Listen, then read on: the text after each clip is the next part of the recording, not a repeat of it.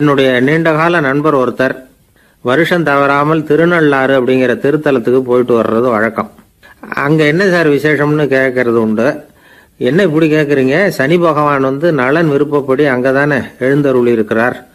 அவரை போய் பார்த்து ஒரு கும்பிடு போட்டுட்டு வந்தா நம்ம பிடிச்சிருக்கிற சனியெல்லாம் விலகும் அப்படிம்பார்.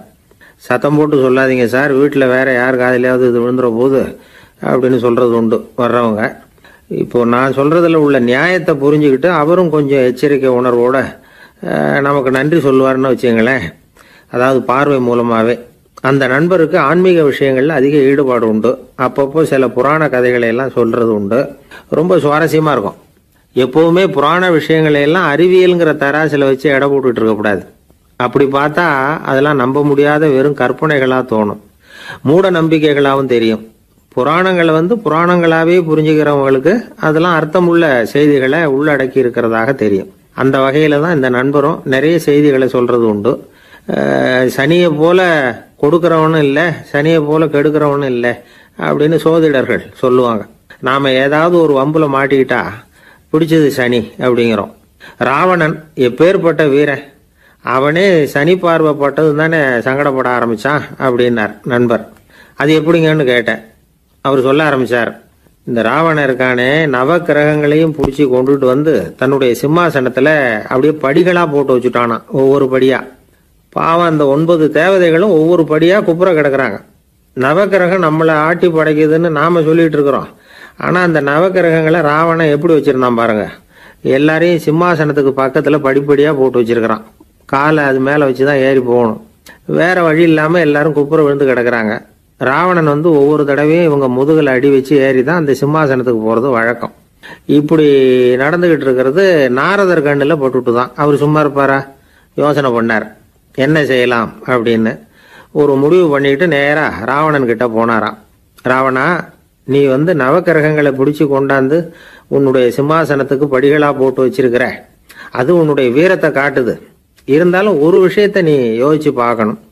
ஒவ்வொரு தடவை நீ சிம்மாசனத்துக்கு போகும்பொழுதும் நவக்கிரகங்களின் முதுகல் அடி வச்சு நீ ஏறி போற, அது உனக்கு பெருமை கிடையாது. அவங்களுடைய மார்புல அடி வச்சு ஏறி போகணும், அதுதான் உனக்கு பெருமை அப்படின்னாரா. இவர் சொல்றதும் சரிதானே அப்படின்னு யோசிச்சிருக்கான் ராவணன். உடனே குப்புற கிடந்த நவக்கிரகங்களை திருப்பி மல்லாக்க போட்டான். அவங்க மார்புல அடி வச்சு மேலே ஏறி சிம்மாசனத்துக்கு போனானா. அப்படி போயிட்டு இருக்கும் பொழுது சனி பகவானின் பார்வை அவன் மேல பட்டுதான். அவ்வளவுதான். என்னாச்சு தெரியுமா? சூர்பனகை தேடி வந்தா. சீதையோட அழகை பற்றி தன்னுடைய அண்ணங்கிட்ட சொல்ல ஆரம்பிச்சுட்டா. விவகாரம் ஆரம்பமாயிட்டது. அதுதான் சனியினுடைய வேலை அப்படின்னு சொல்லி இந்த கதையை சொல்லி முடிச்சார் என்னுடைய நண்பர். ஆக சனியின் பார்வை நம்ம பேல படாம பார்த்துக்கிறது தான் நல்லதுங்கிறீங்க அப்படின்னு. ஆமாம் சார், இப்போ கூட நான் உங்கள் வீட்டுக்கு வந்திருக்கிறதே ஒருத்தருடைய பார்வை என் மேலே படக்கூடாதுங்கிறதுக்காகத்தான் அப்படின்னார். யாருங்க அதுன்னு என்னுடைய மாமனார் சார். அவசரத்துக்கு அவர்கிட்ட கொஞ்சம் கடன் வாங்கி விட்டேன்.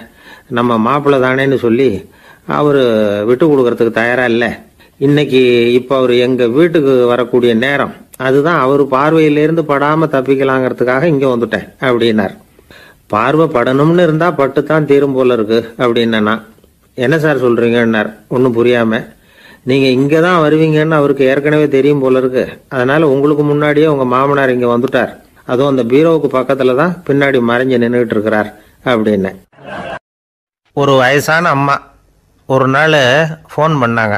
ஐயா, நான் இந்த தகவல் நிகழ்ச்சியை தினமும் கேட்குறேன், உங்ககிட்ட ஒரு கேள்வி கேட்கணும் அப்படின்னாங்க. என்னங்க அப்படின்னோம். எனக்கு சொந்தமாக ஒரு நல்ல வீடு இருக்குது, வேணுங்கிற அளவுக்கு பணமும் இருக்குது, கணவரும் ரொம்ப நல்லவர், ரிட்டையர் ஆகி வீட்டில் தான் இருக்கிறார், பிள்ளைங்கள்லாம் பெரிய பெரிய உத்தியோகத்தில் இருக்கிறாங்க, அதில் ஒருத்தன் ஐஏஎஸ்ஸு, பணம்லாம் கூட நிறைய கொண்டாந்து கொடுக்குறாங்க. அப்படி இருந்தும் என் மனசில் நிம்மதி இல்லை, வாழ்க்கையில் ஒரு நிறைவு இல்லை அப்படின்னாங்க. ஏன்னு கேட்டோம். அதைத்தான் நான் உங்களை கேட்குறேன், ஏன் அப்படி அப்படின்னு திருப்பி கேட்குறாங்க. எங்களுக்கு ஒன்றும் புரியல. கொஞ்ச நேரம் குழம்பி போயிட்டோம். இருந்தாலும் அதை அவங்கக்கிட்ட காட்டிக்காம கொஞ்சம் சாமர்த்தியமா, ஏம்மா உங்கள் மனசில் நீங்கள் ஏதோ ஒன்று எதிர்பார்க்குறீங்க, அது நிறைவேறல அப்படி தானே அப்படின்னு கேட்டோம். ஆமாம் அப்படின்னாங்க. அதுக்கப்புறம் அவங்கக்கிட்ட கொஞ்சம் மனம் விட்டு பேசுகிறப்போ தானாக விஷயம் வெளியில் வந்தது. அதாவது அவங்க பிள்ளைங்க பெரிய பெரிய உத்தியோகத்தில் இருக்கிறதுனால அவசரமாக பார்த்துட்டு ஓடுறாங்களாம். ஆசையாக அம்மான்னு கூப்பிட்டுக்கிட்டு கிட்ட உட்காந்து கொஞ்ச நேரமாவது என்கிட்ட பேசினா தானே என் மனசு கொஞ்சம் நிம்மதியாக இருக்கும். அது அவங்களுக்கு தெரிய மாட்டேங்குதே அப்படிங்கிறாங்க. இதுதான் அவங்களுடைய ஏக்கம். இந்த ஏக்கம் அந்த தாயின் மனசில் இருந்துக்கிட்டு இருக்குது. இப்படி மகனுடைய அன்புக்காக மட்டுமே ஏங்குற தாய்மார்கள் பல பேர் இருக்கிறாங்க இந்த உலகத்தில். இதை நினைக்கிறப்போ ஒரு வெளிநாட்டு நாடோடி கதை ஞாபகத்தில் வருது. அதாவது கடவுள் படைப்பு தொழிலில் ரொம்ப மும்முரமாக ஈடுபட்டுக்கிட்டு இருந்தாராம். மீன்களை படைச்சாராம், பறவைகளை படைச்சாராம், விலங்குகளை படைச்சாராம். அவருக்கு திருப்தி ஏற்படலை.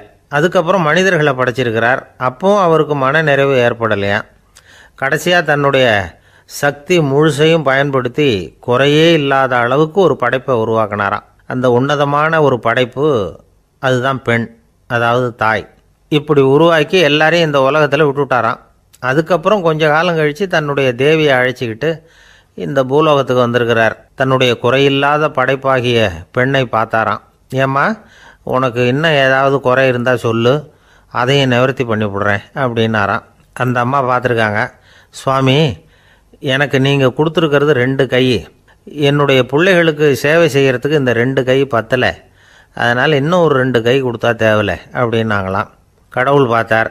அதனால் என்ன, அப்படியே செஞ்சு விடலாம், இதோ அதுக்கான வரம் கொடுத்துட்டேன் அப்படின்னார். அந்த அம்மாவுக்கு இப்போ 4 கை ஆகிட்டுது. 4 கையாலேயும் குழந்தைகளுக்கு சேவை செய்ய ஆரம்பிச்சிட்டாங்க. கடவுள் திருப்தியாக திரும்பி போனார். அதுக்கப்புறம் கொஞ்ச காலம் கழித்து மறுபடியும் திரும்பி வந்தார் தேவியோட. பெண்ணை பார்த்தார். இப்போ என்னம்மா சந்தோஷந்தானே அப்படின்னாராம்.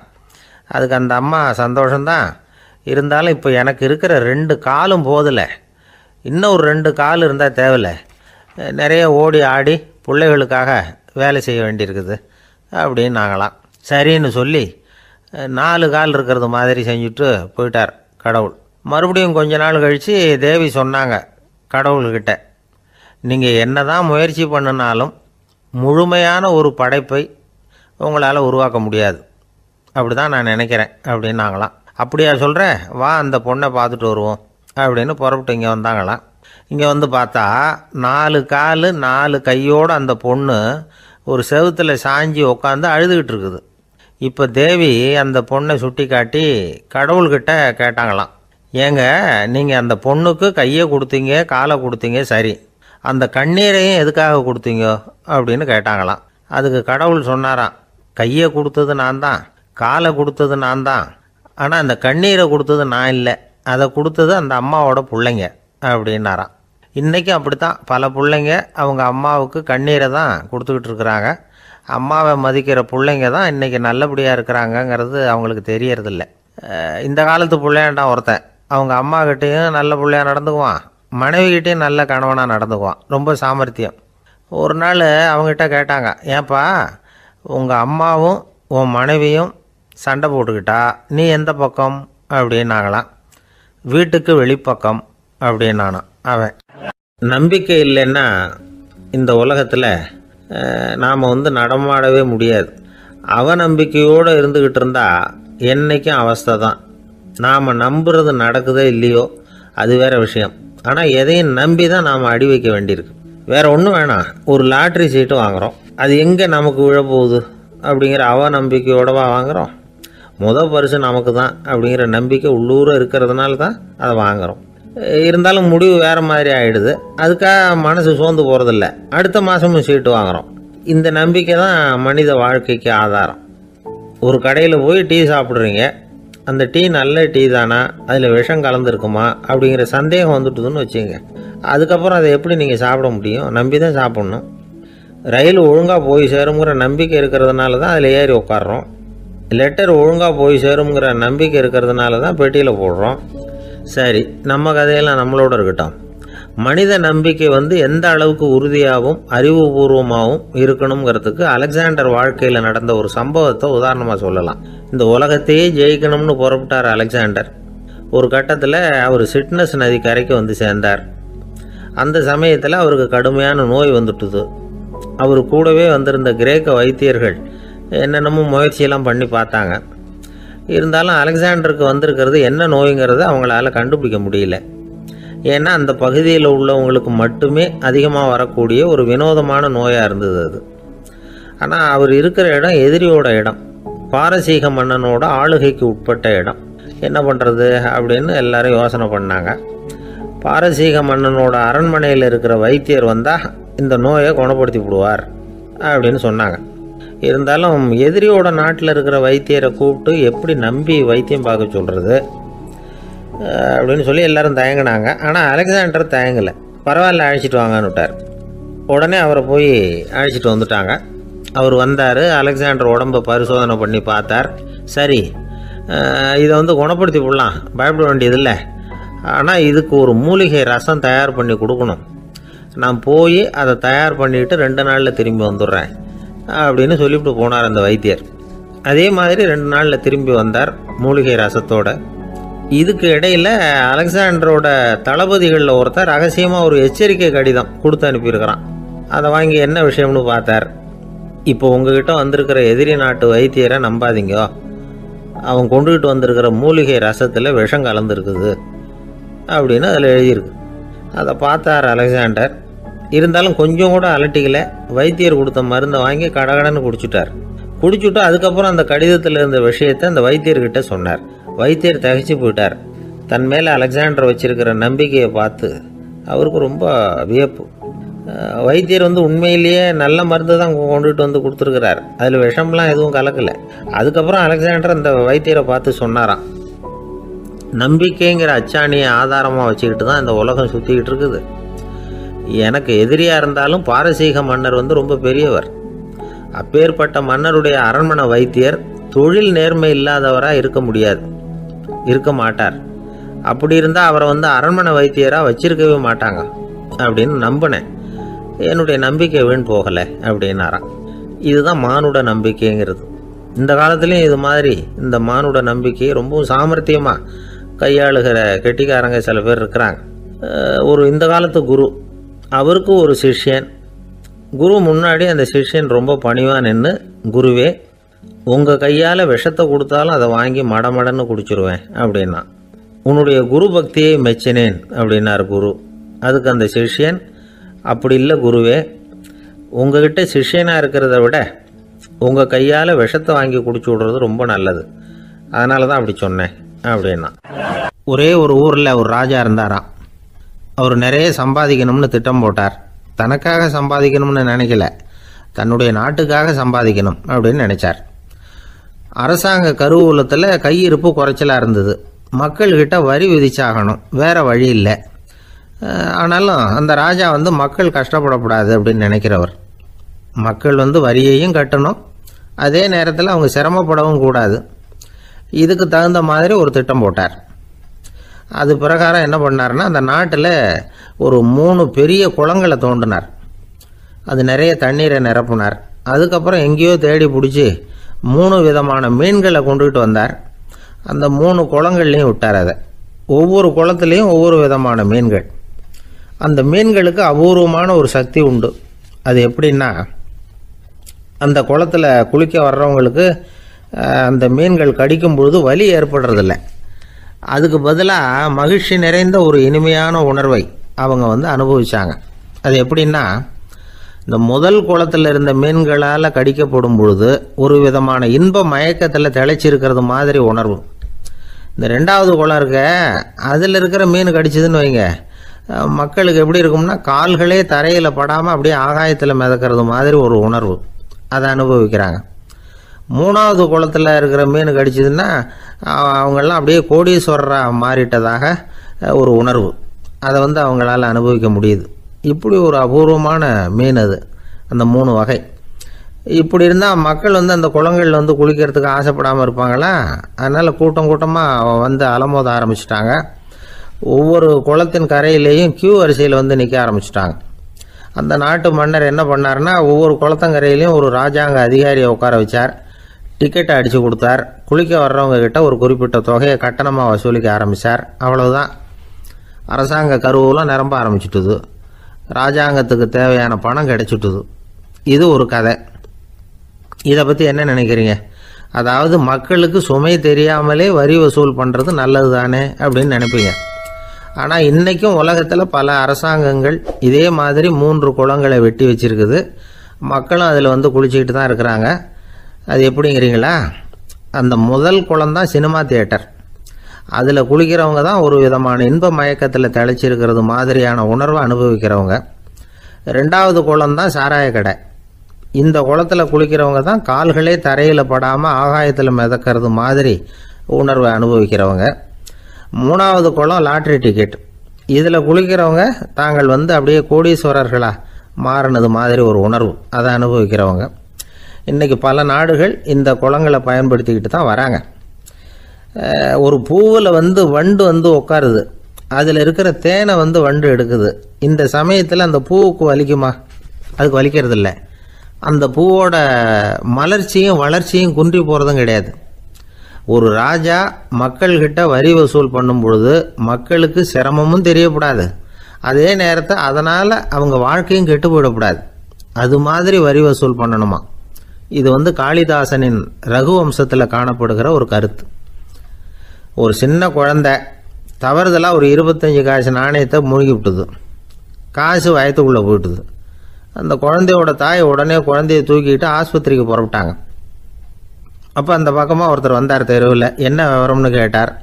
இவங்க சொன்னாங்க, குழந்தை காசை முழுங்கிட்டுது, அதுதான் அவசரமாக ஆஸ்பத்திரிக்கு தூக்கிட்டு ஓடுறேன் அப்படின்னாங்க.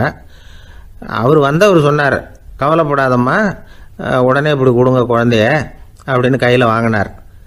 ஒரு கையில் அந்த குழந்தையோட கால் ரெண்டையும் பிடிச்சி தலைகீழாக தூக்கி பிடிச்சார். இன்னொரு கையால் அந்த குழந்தையோட வயத்தில் குறிப்பாக ஒரு இடத்துல அப்படியே தேடி அந்த சுட்டு விரலால் ஒரு இடத்துல பொட்டுன்னு தட்டினார். உடனே காசு அந்த குழந்தையோட வாய் வழியாக வெளியில் விழுந்துட்டுது. காசை எடுத்துக்கிட்டு இந்தாங்கம்மா உங்கள் குழந்தை அப்படின்னார். ரொம்ப நன்றிங்க, நிச்சயமாக நீங்கள் ஒரு டாக்டராக தான் இருக்கணும், என்னுடைய யூகம் சரிதானே அப்படின்னாங்களாம் அந்த அம்மா. அதுக்கு அவர், இல்லைங்க, நான் ஒரு இன்கம் டேக்ஸ் ஆஃபீஸர், வருமான வரி அதிகாரி அப்படின்னு சொல்லிவிட்டு போனாராம். ஒரு மனிதர் அவர் யாருக்கிட்டே தொலைபேசியில் பேசிகிட்டு இருக்கிறார். கொஞ்சம் தூரத்தில் நாம் நிற்கிறோம். எட்டத்தில் இருந்துக்கிட்டு அவரை கவனிக்கிறோம். அவர் ஃபோனில் பேசுகிறத, அவர் பேசுகிற வார்த்தைகள் என்ன அப்படிங்கிறது நம்ம காதில் விழலை. ஆனாலும் அவர் பேசிக்கிட்டு இருக்கிறது நல்ல செய்தியா கெட்ட செய்தியா அப்படிங்கிறத நம்மளால் யூகிக்க முடியும். மகிழ்ச்சியான செய்தியை பேசும்போது முகம் மலருது, புன்னகை போக்குது.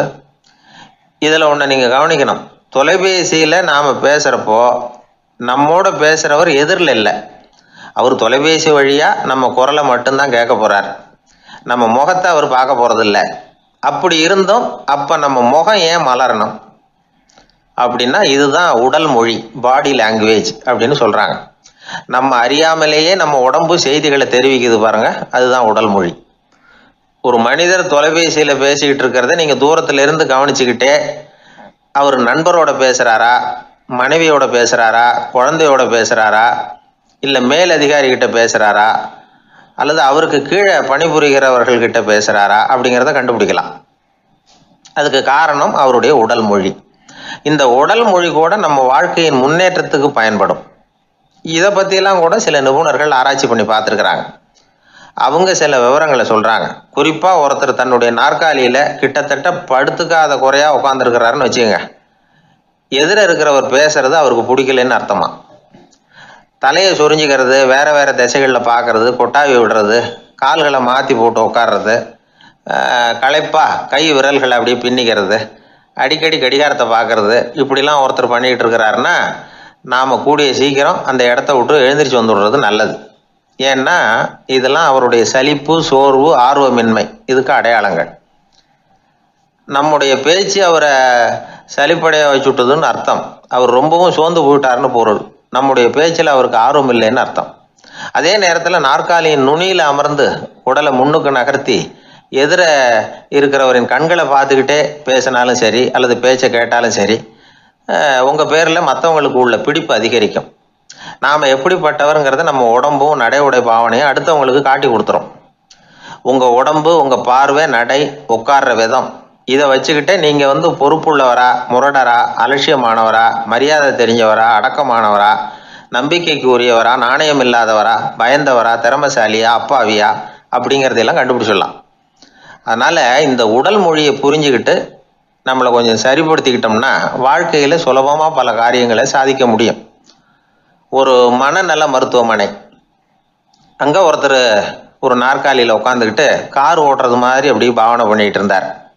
ஸ்டியரிங்கை திருப்புறது மாதிரி, பின்னாடி வர்ற வண்டியை நிற்க சொல்கிறது மாதிரி, அப்புறம் இவர் ஒதுங்கிக்கிட்டு அவருக்கு வழி விடுறது மாதிரி, இப்படிலாம் சேட்டைகள் பண்ணிகிட்டு இருந்தார் மனநல மருத்துவமனையில். இதை பார்த்துக்கிட்டு இருந்த ஒருத்தர் பக்கத்தில் இருந்த இன்னொருத்தர்கிட்ட கேட்டார், இவர் ஏன் இப்படி பண்ணுறாரு, இவருக்கு ஏன் அப்படி வந்தது நிலைமை அப்படின்னு சொல்லி அவர் விசாரித்தார். அப்போ அவர் விவரம் சொன்னார். வேற ஒன்றும் இல்லைங்க, இவருக்கு கார் ஓட்டணும்னு ஆசை ரொம்ப காலமாக, அது நிறைவேறாமல் போயிட்டுது. அதுக்கப்புறம் அவர் மனநோயாளியாக மாறிட்டார். இங்கே அழைச்சிட்டு வந்தாங்க. இங்கே அழைச்சிட்டு வந்ததுலேருந்து அப்படி தான் பண்ணிகிட்டு இருக்கிறார். அப்போ கார் ஓட்டுறது மாதிரிலாம் பாவனை பண்ணிகிட்டு இருப்பார், திருப்புறது மாதிரி பண்ணுவார், பின்னாடி வர்றவங்களுக்கு இடம் விடுவார், இப்படிலாம் செய்கிறார் அப்படின்னு விவரம் சொன்னாங்க. நீங்கள் சொல்லப்படாதா, இப்போ நீங்கள் கார் ஓட்டல, வெறும் நாற்காலியில் தான் உட்காந்துருக்குறீங்க அப்படின்னு நீங்கள் சொல்லப்படாதா அவருக்கு அப்படின்னு கேட்டாங்க. அது முடியாதுங்க, ஏன்னா அந்த காரை கழுவுறதுக்காக அவர் தினமும் எனக்கு 10 ரூபா கொடுத்துக்கிட்டு இருக்கிறார் அப்படின்னாராம் அங்கே வேலை செஞ்சுக்கிட்டு இருந்த ஒருத்தர். அதனால் வாழ்க்கையில் நாம் இந்த உடல் மொழியை புரிஞ்சுக்கணும். உடல் மொழிங்கிறது இப்போ ஆரம்பத்தில் சொன்னது மாதிரி அந்த தொலைபேசியில் பேசுகிறவங்கள தூரத்திலிருந்து பார்த்தாவே அவர் யாருக்கிட்ட பேசுகிறார் என்ன பேசுகிறாருன்னு தெரியும். நம்ம முகத்தை நல்லா வச்சுக்கணும். உடல் மொழியை நம்ம புரிஞ்சுக்கிட்டு பயன்படுத்த ஆரம்பித்தோம்னா எந்த முயற்சி பண்ணினாலும் அதில் வெற்றி நிச்சயம். பொங்கல் திருநாள். பொங்கல் திருநாள்னா இது ஏதோ அறுவடை திருநாள் அப்படின்னு சொல்லுவோம். அதாவது வருஷம் பூரா நாம் பாடுபட்டு அதனுடைய பலனை அனுபவிக்கிற நாள் அப்படிங்கிறது நாம் சொல்லிகிட்டு இருக்கிறது. இது முக்கியமாக இது ஒரு நன்றி அறிவிப்பு நாள் அப்படின்னு சொல்லுவாங்க. இன்றைக்கி நிறைய நன்றி அறிவிப்பு கூட்டம்லாம் நடந்துக்கிட்டு இருக்குல்ல, அது மாதிரி விவசாயிகள் நடத்துகிற ஒரு நன்றி அறிவிப்பு விழா இது. யாருக்கு நன்றி சொல்கிறாங்கன்னா ஆதவனுக்கு. அதாவது சூரியன் இல்லைன்னா விவசாயம் இல்லை. அதனால் ஆதவனுக்கு நன்றி செலுத்துகிற நாளாக இந்த பொங்கல் திருநாளை நாம் கொண்டாடுறோம். அதாவது இந்த பொங்கலில் விவசாயிகள்கிட்டேருந்து நிறைய பண்புகளை நாம் தெரிஞ்சுக்க வேண்டிய நாள் இது. விவசாயிகள் அவங்க விவசாயம் முன்னேறி இருக்கிற அளவுக்கு விவசாயிகளுடைய வாழ்க்கை தரம் முன்னேறலை.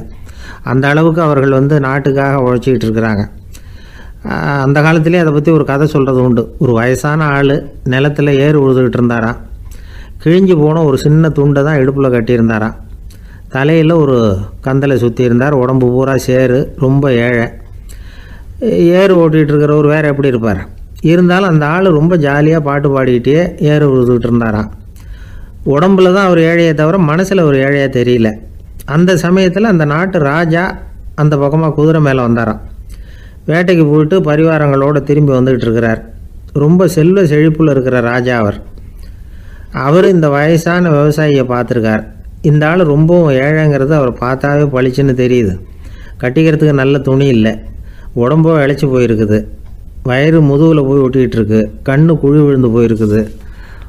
ஆனாலும் முகத்தை பார்த்தா சந்தோஷமாக இருக்கிற மாதிரி இருக்குது. இவ்வளோ உற்சாகமாக பாடிக்கிட்டு இருக்கிறாரே அப்படின்னு ஆச்சரியமாக நினச்சி பார்த்தார் அந்த ராஜா.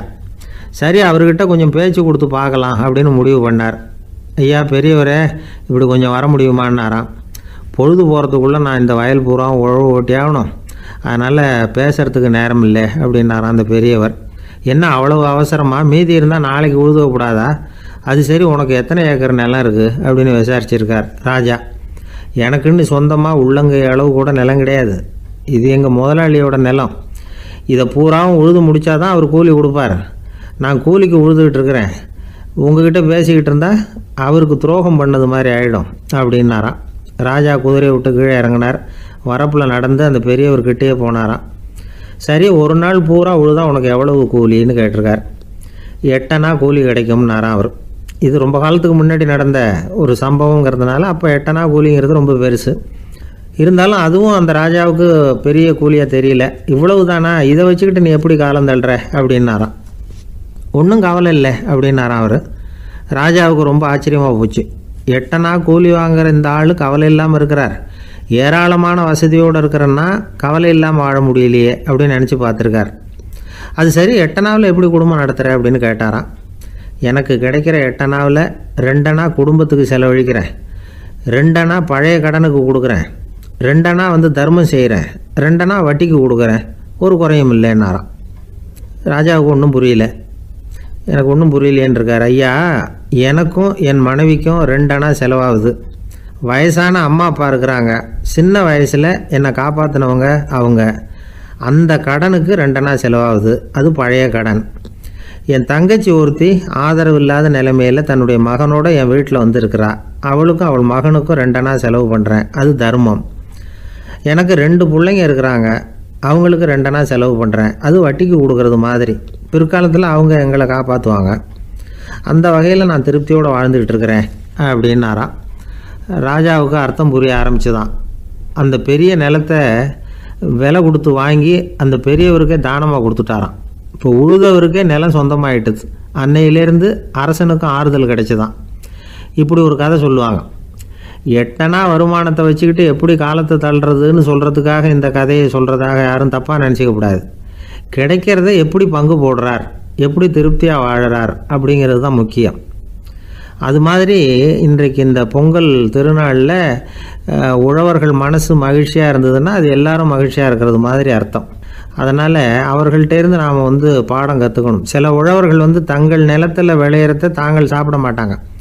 அடுத்தவங்கள்ட்ட விற்றுட்டு சந்தையில் போய் வேறு அரிசி வாங்கிட்டு வந்து தான் இவங்க சாப்பிடுவாங்க. அப்படிப்பட்ட விவசாயிகள்லாம் இது உண்டு. பங்கிடுகிற பண்பை உழவர்கள்ட்டேருந்து கற்றுக்கொள்ளுங்கள் அப்படிம்பாங்க. ஒரு ஆள் நிம்மதியாக மகிழ்ச்சியாக இருந்தானா உங்கள் நிம்மதிக்கும் மகிழ்ச்சிக்கும் என்ன காரணம்னு கேட்டிருக்கார் இன்னொருத்தர். என்கிட்ட இருந்தது பூராவையும் என் பிள்ளைங்களுக்கு சமமாக பங்கு போட்டு கொடுத்துட்டேன். எனக்குன்னு எதுவுமே வச்சுக்கல. அதுதான் நிம்மதிக்கு காரணம்ன்றிருக்கான். உங்ககிட்ட இருந்தது எவ்வளவு இருந்தது அப்படின்னு கேட்டிருக்காரு அவர். மொத்தமாக ஒரு 50,000 ரூபா இருக்கும் அப்படின்னு இருக்கான். அவ்வளவும் பணமாகவே இருந்ததா அப்படின்னு கேட்டிருக்காங்க இவங்க. இல்லைங்க, அவ்வளவும் கடன். அதை தான் பிரித்து கொடுத்துருக்கேன் பிள்ளைங்கக்கிட்ட அப்படின்னு நானும் அவன். அந்த காலத்தில் அண்ணாமலை ரெட்டியார்னு ஒருத்தர் இருந்தார். அவர் வெங்கனூர் அப்படிங்கிற கிராமத்தில் இருந்தார். அங்கேருந்து விருத்தாசலம் கோவிலுக்கு தவறாமல் போயிட்டு வந்துக்கிட்டு இருந்தார். இடையில வெள்ளாறு. அதில் ஒரு சமயம் வெள்ளம் வந்துட்டுது. இவரால் போக முடியல. அதோட விளைவு வெங்கனூர்லேயே ஒரு கோவில் கட்டணும் அப்படின்னு முடிவு பண்ணார், சிவாலயம். அந்த சமயத்தில் வடநாட்டில் பஞ்சம். அதனால் அங்கே இருந்த பல சிற்பிகள் தென்னாட்டை நோக்கி வர ஆரம்பித்தாங்க. அவங்க வெங்கனூர் வழியாக வர்றது தெரிஞ்சதும் இவர் போய் பார்த்தார். இங்கே ஒரு கோவில் கட்டணும், அதுக்கு நீங்கள் உதவணும்னார். பஞ்ச காலத்தில் இப்படி ஒரு வாய்ப்பு கிடைச்சதில் அவங்களுக்கும் ரொம்ப மகிழ்ச்சி. உற்சாகத்தோடு ஒத்துக்கிட்டாங்க. ஆலய திருப்பணி ஆரம்பமாச்சு. அவங்களுக்கு வேண்டிய எல்லா வசதிகளையும் இவர் செஞ்சு கொடுத்தார். அவங்களுக்கு எந்த குறையும் இல்லாமல் பார்த்துக்கிட்டார். அது மட்டும் இல்லை, ஒவ்வொரு நாளும் அங்கே வருவார். உங்களுக்கு என்ன வேணும், எது வேணும்னு கேட்பார். ஏதாவது குறை இருந்தால் சொல்லுவாங்க, உடனே தீர்த்து வைப்பார். இவரும் கேட்பார், எந்த குறையாக இருந்தாலும் என்கிட்ட சொல்லுங்க அப்படின்னு சொல்லுவார். அதை தவிர இவராகவே கவனிச்சும் அவங்களுக்கு என்னென்ன தேவைங்கிறத கண்டுபிடிச்சி அதையெல்லாம் கொடுத்துக்கிட்டு இருப்பார். என்ன தேவைன்னாலும் அதை நிறைவேற்றி வச்சுருவார். அந்த சிற்பிகளின் தலைவன் ஒருத்தன், அந்த ஆளுக்கு வெத்தலை பாக்கு போடுறது பழக்கம். இதை தெரிஞ்சுக்கிட்டு அதுக்காகவே ஒரு ஆளை ஏற்பாடு பண்ணார். வேணுங்கிறப்போலாம் நீ வெத்தலை சிவல் மடித்து கொடுக்க வேண்டியது உன் வேலை அப்படின்னு ஒருத்தனை ஏற்பாடு பண்ணிட்டார். இப்படியெல்லாம் செஞ்சதும் அவங்களுக்கும் ரொம்ப உற்சாகம். ரொம்ப பொறுப்பாக சிற்ப வேலைகளை செஞ்சுக்கிட்டு இருக்கிறாங்க. ஒரு நாள் என்னாச்சு தெரியுமா? அந்த சிற்பிகளின் தலைவன் ரொம்ப நுணுக்கமாக ஒரு வேலையை செஞ்சுக்கிட்டு இருக்கிறான். சாரம் போட்டு அது மேலே படுத்துக்கிட்டு அண்ணாந்து பார்த்து உச்சியில் நுணுக்கமான சிற்பங்களை உருவாக்கிக்கிட்டு இருக்கான். சிற்பியின் கவனம் செதறப்படாதுங்கிறதுனால இவர் மெதுவாக சத்தம் போடாமல் கிட்ட போய் நின்று அதை கவனிச்சுக்கிட்டு இருக்கிறார். அந்த சிற்பி வழக்கம் போல் வெத்தலை பாக்குக்காக இடது கையை கீழே நீட்டினான். அந்த சமயம் பார்த்து அவருக்கு தாம்பூலம் கொடுக்குறவன் அங்கே இல்லை, எங்கேயோ போயிருக்கிறான். அண்ணாமலை ரெட்டியார் என்ன பண்ணார் தெரியுமா? தனக்காக கொடுக்கப்பட்ட தாம்பூலத்தை வாங்கி சிற்பியின் கையில் கொடுக்குறார். அவன் வாங்கி போட்டுக்கிட்டான். இது என்ன இன்னைக்கு வெத்தலை சீவல் வேறு மாதிரி இருக்குது, வாசனை தாம்பூலமாக இருக்குது அப்படின்னு யோசனை பண்ணிவிட்டு கீழே திரும்பி பார்க்குறார். பார்த்தா ரெட்டியார் மறுபடியும் சிற்பி கை நீட்டும் பொழுது கொடுக்கறதுக்காக தாம்பூலத்தை மடித்து வாங்கி வச்சுக்கிட்டு தயாராக நிற்கிறார். சிற்பிக்கு அதிர்ச்சி. உடனே பொத்துன்னு கீழே குதிச்சான். ஐயா, என்ன இது நீங்களா அப்படின்னா. இவர் சொன்னார், நான் ஒன்றும் தப்பு பண்ணலையே, உன்னுடைய கை புண்ணியம் செஞ்ச கை, கோயில் கட்டுற கை, அந்த கைக்கு தாம்பூலம் கொடுக்கறதுல என்ன தப்பு அப்படின்னாராம். ஏற்கனவே பஞ்சத்தில் அடிபட்டு வந்த எங்களை நீங்கள் ஆதரித்ததே பெரிய விஷயம். இந்த செயல் என்னை ஒரு பெரிய கடனாளி ஆகிவிட்டது. ஐயா, எங்களுக்கு உணவு உடை இதை மட்டும் நீங்கள் கொடுத்தா போதும், ஊதியம்னு எதுவும் வாங்க மாட்டோம் அப்படின்னு நானும். அந்த சிற்பி எவ்வளோ வற்புறுத்தியும் எதுவும் வாங்கிக்கலையாம். இந்த செய்தியை தமிழ் தாத்தா டாக்டர் ஊவேசா சொல்லியிருக்கிறார். அந்த காலத்தில் எப்படிப்பட்டவங்கெல்லாம் வாழ்ந்துருக்கிறாங்க பாருங்கள். இந்த காலத்தில் ஒருத்தர் கோவில் கட்டினார், வேலை செய்கிற எல்லாருக்கும் சாப்பாடு போடுவார், சிற்ப வேலை செஞ்சுட்டு சாப்பிட வர்ற ஒவ்வொருத்தர் கையையும் அன்பாக பிடிச்சி முத்தம் கொடுத்து உள்ளே அனுப்புவார். அந்த கைகளுக்கு நீங்கள் கொடுக்குற மரியாதையாது அப்படின்னு கேட்டாங்க. அது இல்லைங்க, ஏற்கனவே முதல் பந்தியில் சாப்பிட வந்தவன் மறுபடியும் வர்றானான்னு